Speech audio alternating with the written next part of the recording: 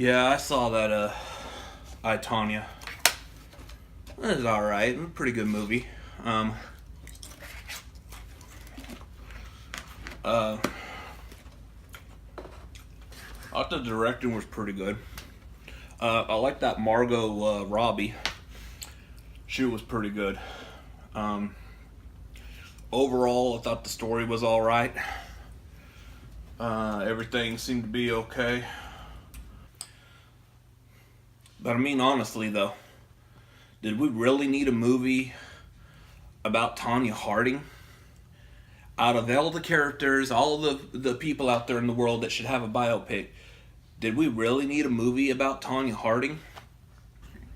One of the things I thought that was really interesting about it is they kind of shot it like it was kind of like an interview where she just sat there in the kitchen, and then they showed Jeff Gahuli, what's his name?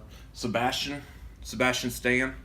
He was pretty good. I really liked the dynamic that they had in there. You really made them feel like they had all that drama in their family.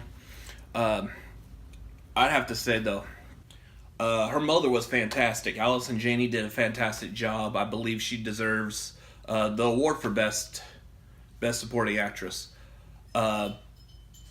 Yeah, like how they set up everything as far as like the attack on Nancy, I thought was very good. They don't want to spoil anything, but I like how they kind of left that open-ended for interpretation.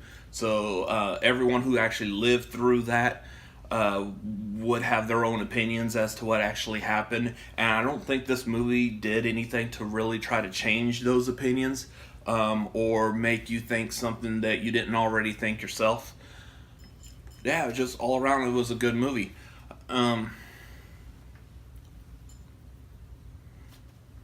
It definitely deserves to be up there nominated for the awards that it's nominated for. I'm going to go back to Margot Robbie. I think she's a fantastic actress, almost kind of chameleon-like in anything that she does. I feel like she does a very good job. We've seen her as like a socialite in that Wolf of Wall Street. We saw her as that Harlequin character from Suicide Squad.